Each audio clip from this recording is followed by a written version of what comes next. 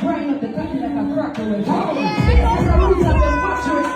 Grind up the cocky like a crockery. Put it in the get so up on the back and touch on the back.